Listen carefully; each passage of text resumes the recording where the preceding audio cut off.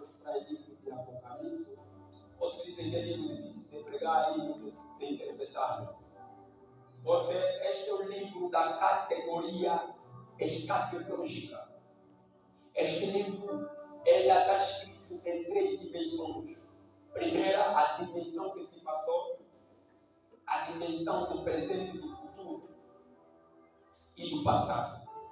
Porém, para entender o livro de João, o Apocalipse, você precisa entender essas vertentes. Porque dentro do texto, vai encontrar que João está escrevendo uma coisa que já aconteceu. Ele está escrevendo uma coisa que vai acontecer. E ele está escrevendo uma coisa que já aconteceu. Então, o livro de Apocalipse é o livro mestre da escatologia. E a escatologia é um tema da teologia, uma da disciplina que é considerado um ensinamento dos últimos tempos.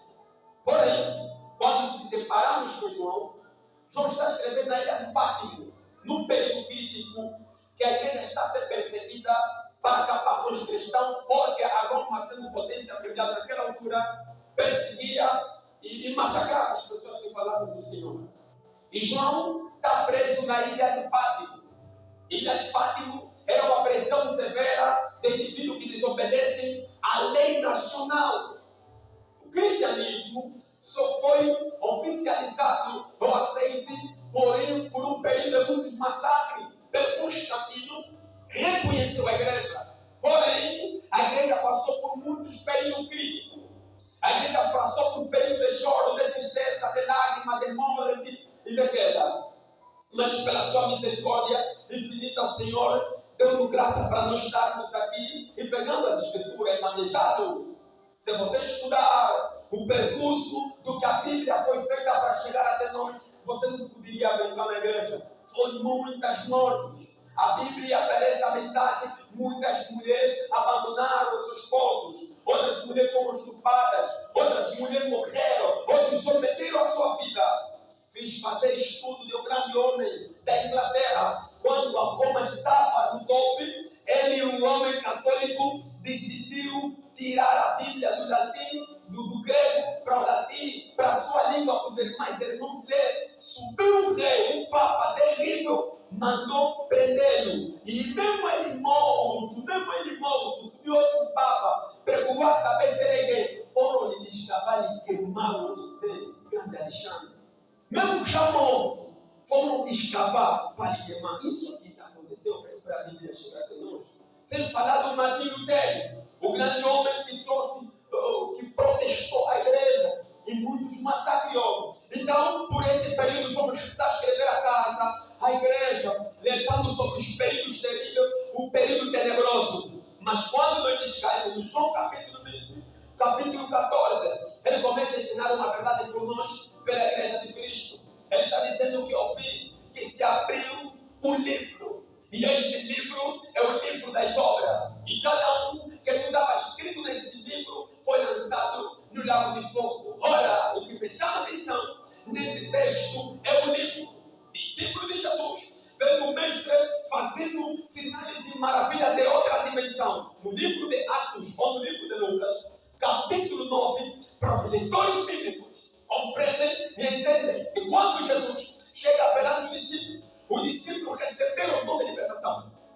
O discípulo começaram a operar milagres. O discípulo começou a libertar e Pedro chegou perante o mestre. Disse: mestre, os demônios fogem e as pessoas lhes aplaudem pela libertação terrível, pela libertação que está a acontecer. Grandes milagres. Cegos estão a ver. Mas Jesus olhou para o discípulo e disse: não se alegrar com isso, mas se alegrai por vosso nome. Está escrito no livro da vida. Olha, esse texto traz-me uma grande revolução. Esse texto traz-me uma grande inquietação. Milagre Pedro fez, libertação Pedro fez, e o povo aplaudiu, o povo celebrou, o povo pulou. Mas quando se deparou com Jesus, o discípulo vindo feliz, o discípulo vendo glorioso, o discípulo vendo com toda a honra humana, o discípulo vendo com a grandeza do que as pessoas falaram, e as pessoas começaram a admirar, porque desde então o homem gosta de mirar. O homem gosta de poder, e quando virou poder, o homem se admirava. As pessoas começaram a gritar: não esse adeiro, o não estudou,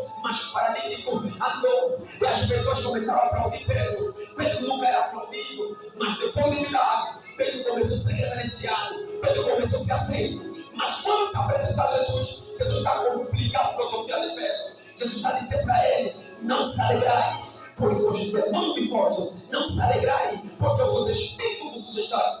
Mas se alegrai, porém, por vosso nome está escrito no livro da vida. Olha, quando assento no Mateus capítulo 7, Jesus está ensinando os seus discípulos para uma grande comissão extraordinária. No capítulo de número 7, do 19 ao 17, ele começa a pegar sobre a tipologia da palavra, ensinando sobre a árvore. Mas no capítulo 21, Jesus chama a atenção. Começa a dizer que naquele dia aparecerão naquele tempo muito me dirá o Senhor: em teu nome nós expulsamos o demônio. Senhor, em teu nome nós curamos o enfermo. Senhor, em teu nome nós fazemos milagres. Olha, que esses que fizeram milagre não tinham um bocado de povo a seguir. Tinha muito povo, tinha muita gente, tinha muitos fãs, tinha muitos admiradores. Mas naquele dia o Senhor está dizendo: aparece de mim, vós que pratiquei a iniquidade. Significa que dentro desse texto, o problema não é a manifestação, o problema não é a glória, o problema está escrito no livro da vida.